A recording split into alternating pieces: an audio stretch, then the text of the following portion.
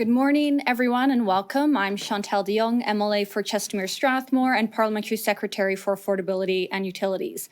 I want to thank you all for joining us here today as we announce our government's next steps towards making life more affordable for Albertans. And I'm pleased to be here with Premier Danielle Smith and the Minister of Affordability and Utilities, Nathan Neudorf. No one should have to choose between power and putting food on the table. And today is the second announcement in less than a week that our government has made on how we're taking action to make electricity more affordable. And with that said, it is now my pleasure to welcome Premier Smith to the podium. Thanks, MLA de Jong.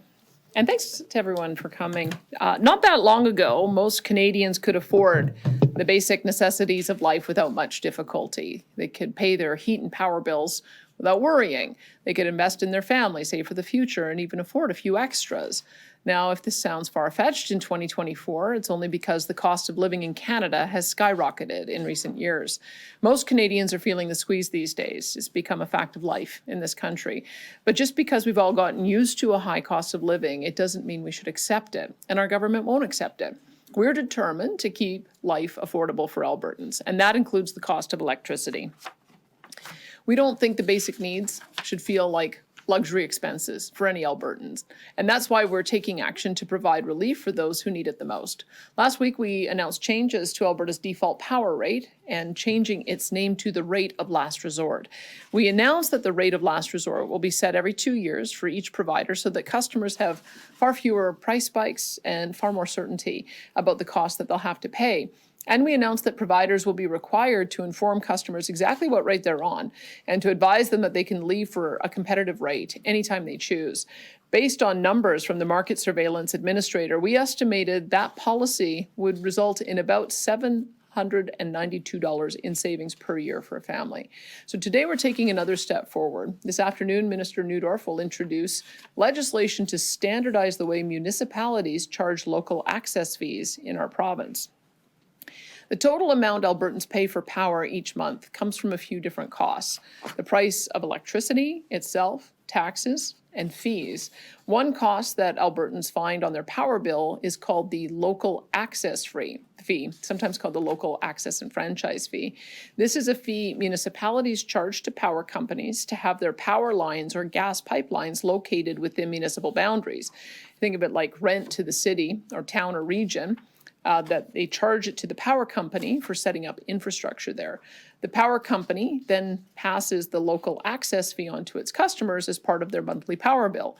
And the way local access fees are calculated in Alberta is inconsistent. Right now, it's a bit of a Wild West situation. It varies from place to place, and that can make power costs unpredictable, especially for consumers living in Alberta's biggest city. Calgary's local access fees are partially based on what has been historically been called the regulated rate option, which we are now renaming to the rate of last resort. And it can vary wildly depending on the weather, world events, and energy costs, and as we discussed on Thursday.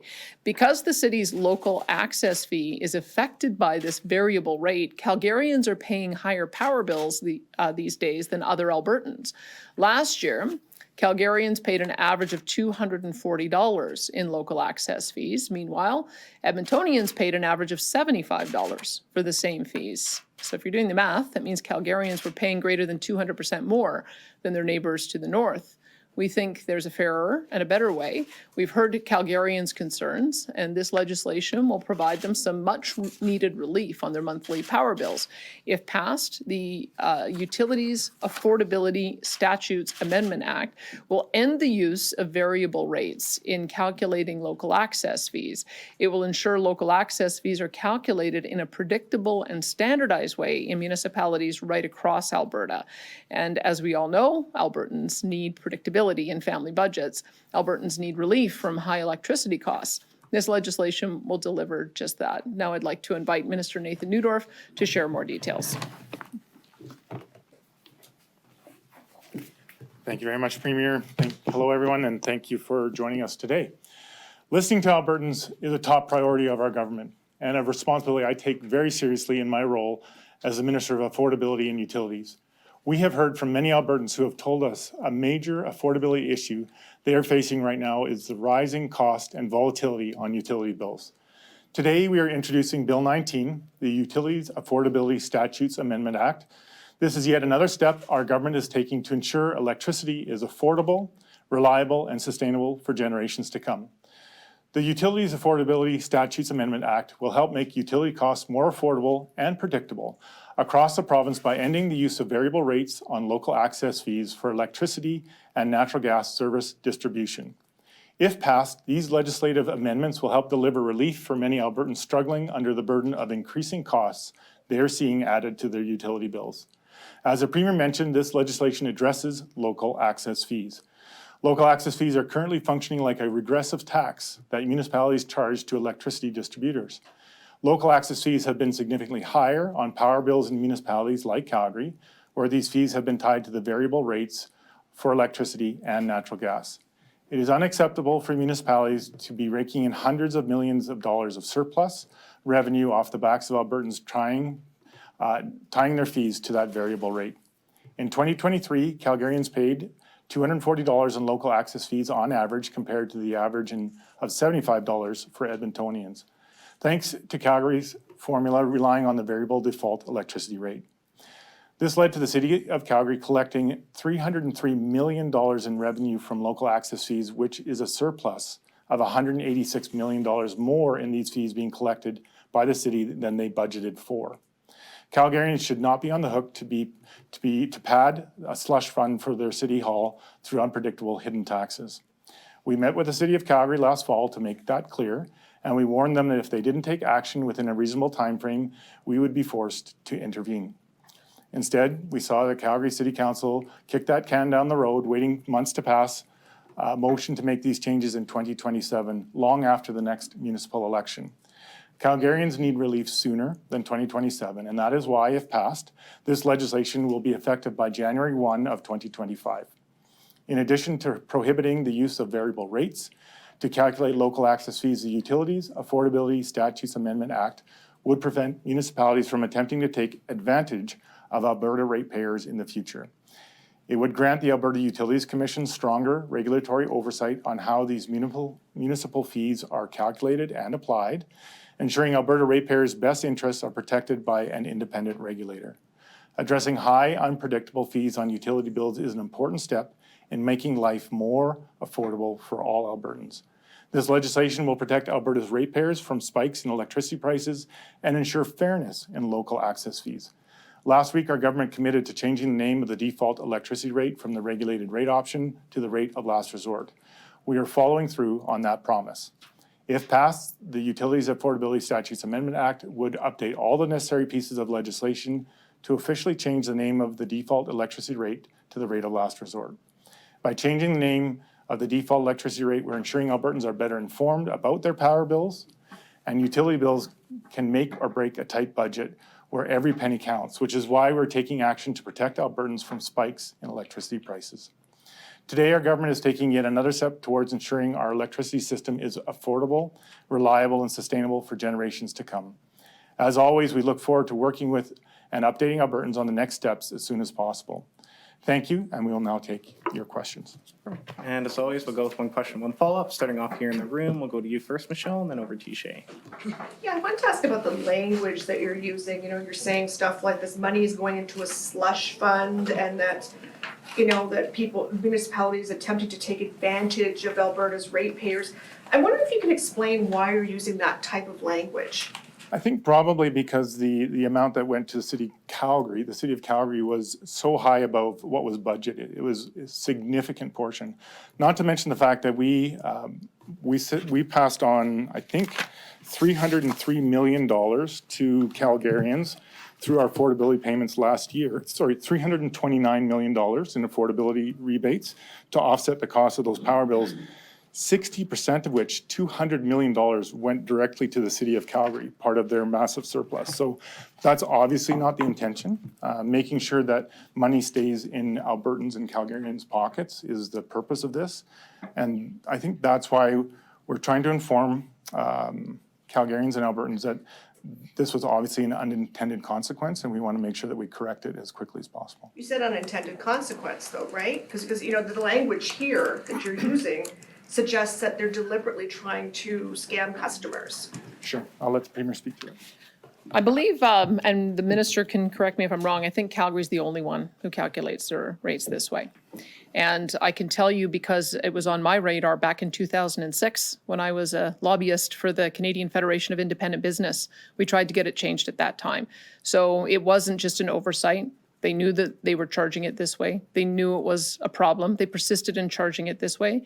When it resulted in windfall revenues last year because of the spike in the RRO, they took the initiative to say they needed to look at it because it was a problem. They just announced 2 days ago they had a $238 million surplus, of which $200 million came from local access fees, and most of it is going into the reserve fund. So that's not what we intended. When we came through with relief for ratepayers on their power bills, we weren't anticipating 60% of it to be soaked up in higher tax revenues for the city of Calgary. I thought that Minister Neudorf has been very patient. They've known of this for a very long time, and they chose to kick the can down the road to 2027. We don't think that's acceptable. So that's why we're making the change to have uniform policy across the province. Thank you, and we'll go to Shay. For the Minister of the Premier, yeah, my understanding of the changes is that because Edmonton already follows this consumption-based calculation, the new rules laid out in this legislation won't really do much in terms of savings for Edmontonians, at least right now. So I guess I'm just re-upping my question from last week in terms of if you're still looking at ways to reduce transmission and distribution fees so that Edmontonians will see savings soon. Absolutely, we are continuing to work on that. So last week was in broad part targeted for Edmontonians. As more Edmontonians are on the regulated rate option than anywhere else in the province, so they'll see immediate relief in that sense. This one is definitely more targeted to Calgarians. One other point on the previous question that the Premier answered very, very well is that we do have documents from a study of the City of Calgary showing that one of the reasons they have chosen this is because it is the best way for them to gather excess fees. I say unintended because they didn't budget that amount. They couldn't have predicted at the beginning of the year where the prices of electricity would have gone throughout the year. But again, they knew that that was a potential. And we know that if they're allowed to continue in that way, other regions in the province would consider changing their calculations if they can also result in windfall profits for those municipalities, which is not the intended purpose of local access fees. So that's why we're taking this two-step approach with more work to come on transmission distribution. More still to come. And then just a follow-up for the Premier, and I apologize, it is off topic. There were several questions at today's committee on the Alberta Heritage Savings Trust Fund about your plan to see that fund grow to 250 to 400 billion by 2050. Officials with Treasury Board and Finance only saying that a lot of work is being done and that more information is coming. So can you provide any update as to what work is happening with whom and when we will know more? Well, there was an RFP that was issued under the previous finance minister to get some advice about the way in which we could manage our heritage fund to be able to optimize the returns.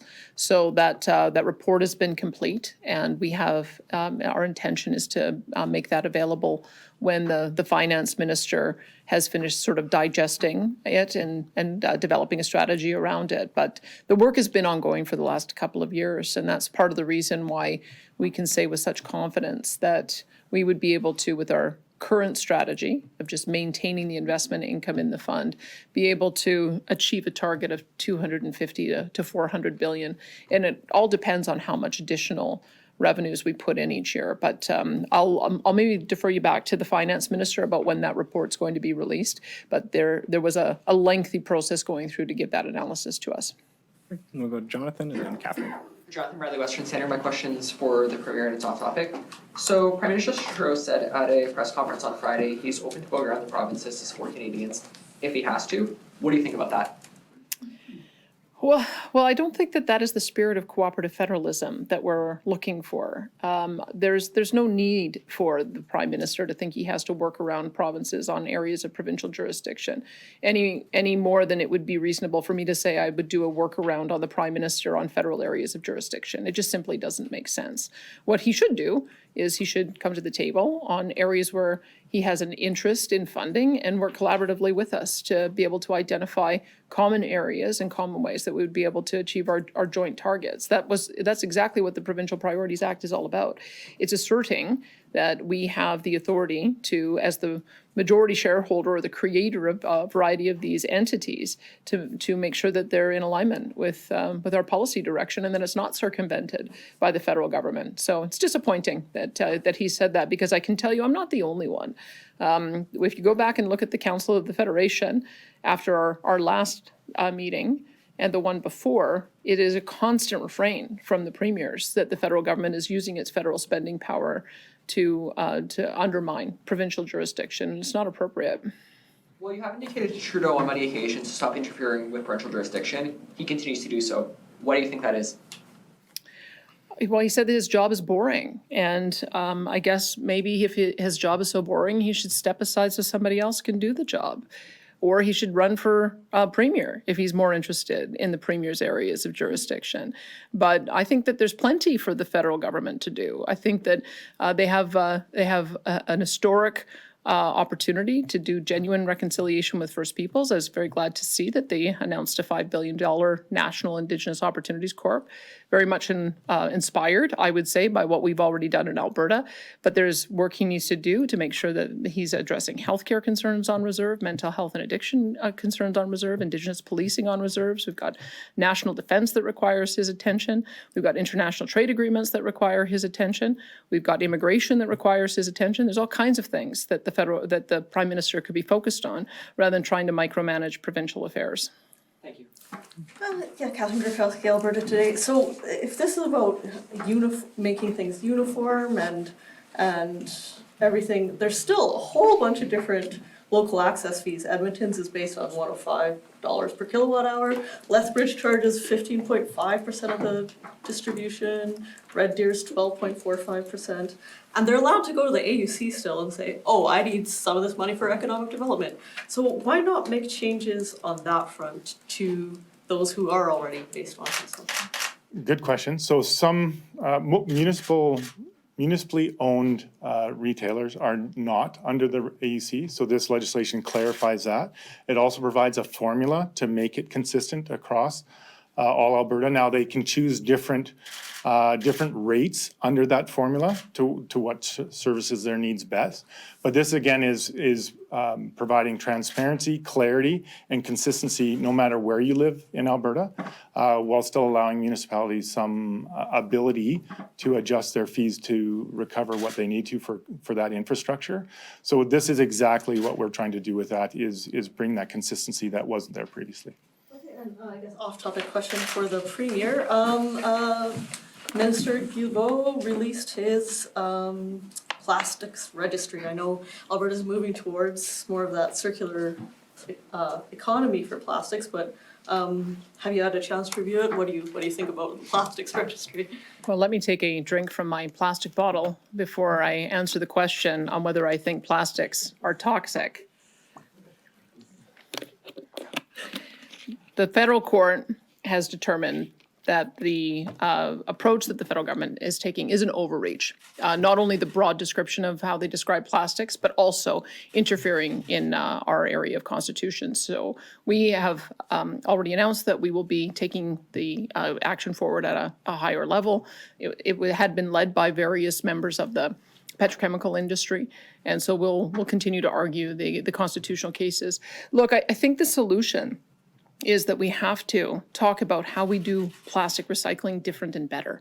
And we have a lot of appetite on the part of our principal industries here to do that. I know Dow Chemical has talked about how they think that is the next stage that they need to go through in making sure that we do have that extended producer liability or responsibility. So Dow Chemical has announced an historic agreement funded in part by the federal government to have net zero petrochemicals produced within the next couple of years. So the next stage is working with players like that to have, whether it's mechanical recycling or whether it's chemical recycling, so that we can make sure we're taking care of all of our plastic waste here. That's I think, the next stage. And I don't think it does anybody any good to talk about reducing or eliminating this absolutely vital product, whether it's for food safe products, whether it's for medical products, whether it's for any number of industrial uses. when we solve the issue of emissions and we solve the issue of recycling, then we can use them responsibly. But I think that they're going in the wrong direction. Thank you. We're going to head over to the phones now. Operator, could you put through our first caller, please? Chris Barco, Calgary Herald. I think this is a question for Minister Newdorf. Minister, you said that you spoke with City Council in Calgary last year and you warned them that they were going to have to change the formula that was tied to the RRO. Can you tell me who specifically were you talking to and what was the response from the City Council? So, to be perfectly clear, Minister McIver, Minister of Municipal Affairs, and myself sat down with Mayor Jody Gondek at McDougall Centre last fall and talked about affordability issues. She was very aware of this topic and committed to bringing that to City Council, which I believe she did. And I'll give her credit for doing that work. She asked us questions on affordability, but that was where the conversation went to. And this is understanding that the City Council voted as a collective to not address it, at least not until 2027. Just a separate question, and this is for the Premier. Premier, this morning we got oil prices now over $83 a barrel. That's quite a bit higher than what your budget was predicting at $74 back a month and a half ago. I guess this is a twofold question. One is how much additional leeway do you expect these higher oil prices are going to give you in your budget surplus, and your spending? And separately, what impact do you think or do you see it having on corporate spending and investment in the province? So on the first question, I would say that it's still too early to be counting our pennies and extra dollars here, because as you know, we're only 22 days into the new budget year. And if the oil prices would need to average an extra dollar above what we've forecast for an entire year to generate an additional $600 million. I believe that's the number now. So $600 million times, call it $8 over, divided by the fact that we're only been operating under this assumption for 22 days. I think we're somewhere less than $500 million, and who knows, it could easily go the other way as well. That's why we want to make sure that when we come through with our fuel price relief, that it is based on a certain period of time where the prices have been higher and it's adjusted on a quarterly basis. And so if it stays high, absolutely, we'll be able to give some relief at the pumps when the rate setting happens again on July the 1st. And tell me the second question you had about investment in Alberta. So are you hearing or are you expecting it's going to have upon corporate spending and investment within the province? I would hope so. I mean, the energy companies have been making, finally, after a number of years of terrible times from 2014 to 2022, they are finally able to make some significant profits, and we hope that we'll see that reflected in their capital plans. Right now, of course, they're working on especially the Pathways Group, because oil sands is such a large component now of resource revenues, working on a proposal that would get them to carbon neutral by 2050, which I think they believe makes us the best barrel on the market. So I think that that's the next big investment that we would see on the part of those companies. And I would hope that we would see more production investment as well. I've been told by our officials that with Trans Mountain coming on stream, if we were to optimize all of our existing pipelines, we would be able to produce an additional 1 to 2 million barrels per day without needing additional egress. So I haven't seen the same calculation for gas, but I'm quite interested to see what happens once the LNG Canada starts operating. So I would say, this is why whenever I go to an international conference, I say we're going to be transitioning away from emissions, not the production of oil and natural gas. In fact, I'd like to see us double our oil and natural gas production. Thanks, Chris. Operator, could you put through our next caller, please? Sarah Open, Global News. Hi there. I've been speaking with some energy analysts who have been looking at sort of what the current fixed rate offers are in Calgary, which is around 10 to 12 cents a kilowatt hour. And what we're seeing forecast in terms of cheaper power prices for Albertans in sort of the months and years ahead. I'm just wondering, given this rate of last resort, and these critics, I guess I would ask, how do you respond to critics who say this policy is 3 years too late, and would you have any advice for Albertans as they're looking at those fixed rate offers right now? Well, I think this is actually a great place for Albertans to know that we're providing stability within our market structure for decades ahead. While power prices are trending down right now over the short term, very difficult to predict where they'll be 20 years from now. So these are good policies put in place to protect them. I'd also say that retailers have a number of advantages over the default rate for innovation and ability. And just like mortgages, they can provide fixed rate contracts, but they can also provide variable rates to allow all consumers the best access to a number of different options. That's where we think that this will provide good competition for the business while putting downward pressure for those who are unable to get anything but the default rate for a variety of reasons. Thank you. Are there going to be any other municipalities that are affected by the changes to local access fees, or is this specifically directed at Calgary? While this specifically is only impacting Calgary at this point in time, we are aware of other municipalities, in large part due to the windfall profits Calgary saw, that were contemplating making those changes themselves. This is clarifying that this is not the avenue for them to seek those kinds of funds. This is about managing utility infrastructure and should be priced accordingly. So I hope that answers your question. And we have time for one or two more questions. Operator, could you put through our next caller, please? Carrie Tate, Globe and Mail. Hi, thanks for taking my question. You indicated that the Calgary was taking too long to implement such affordability measures, even though they were considering it at council. I'm wondering how that differs from your government's decision to not implement your promised tax cuts. Why not give City Council time to work through and come up with its own system? I think we heard very clearly from City Council that they weren't contemplating a change until 2027, which is a long ways out. It's after the municipal elections and it is in the current year of a provincial election. We think that's inappropriate for in a time frame of an affordability crisis. So we felt that we needed to act much more quickly, where if passed, this legislation would come into effect in 2025. Again, not only to address the situation in Calgary, but the potential other municipalities that would be looking for the possibility to change their rates. And we wanted to close that loophole immediately. Maybe I'll let the Premier speak to the other taxation. Well, we remain committed to bringing through a personal income tax cut before the next election, and we put out the timeframe for when we would like to do that. If anything changes and we're able to accelerate it, we certainly will. But the first part of the tax cut will be implemented into 2026, and then fully implemented in 2027. You've mentioned twice now the other municipalities were looking at collecting a similar windfall to what Calgary was doing. Which municipalities were contemplating that, and why are you not leaving this to municipal voters to decide to punt out politicians they may not be pleased with, or politicians who are mulling such ideas?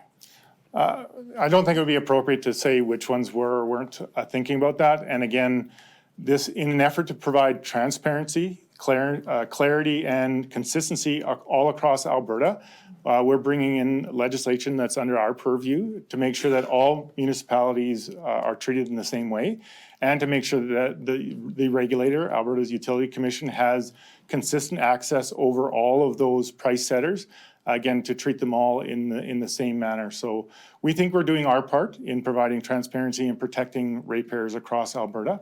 And that's the work that we have been tasked to do, and we will do that work. Thank you, Carrie. We have time for one last question. Operator, could you put through the next caller, please? Alexander Dwal, Rebel News. Thank you for taking my question. My question is for the Premier, and it is off topic. So last week, Calgary Mayor Jody Gondek said the prospect of never owning a home and becoming a forever renter is a liberating experience.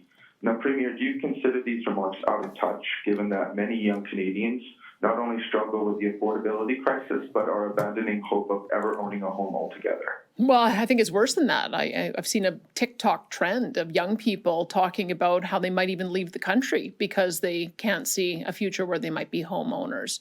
And that's devastating. We don't want to see that kind of brain drain. I think it's the exact opposite. I think most people look at attainable home ownership as the first peg in their financial plan to be able to start building wealth. And that's part of the reason why my Minister of Seniors, Community and Social Services, Jason Nixon, is focused on both sides, not only an affordable housing strategy, $840 million over the next 3 years to build 25,000 units, but also an attainable housing strategy to work with municipalities to ensure that they can clear away all of the permits and regulatory hurdles that are delaying some of this construction. So I just foundationally disagree with that sentiment. And as a follow-up, Premier, and my apologies, the question is also off topic. So a 2022 CSIS briefing claimed that Chinese officials were to secretly meet with an elected official and provincial leadership candidate identified only as CA3 in June 2022. Speculation insists that this individual either represents constituents in Alberta or British Columbia. Now, Premier, in an interview with True North recently, you acknowledged to receiving a CSIS briefing on foreign interference.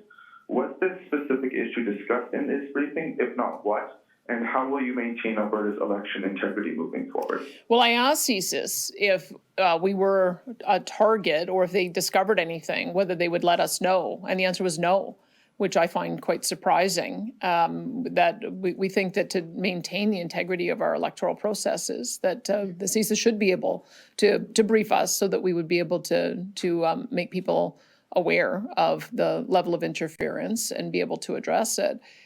So I know that there are other premiers who have suggested that the federal government needs to change the legislation so that premiers are also equally entitled to some of this classified information.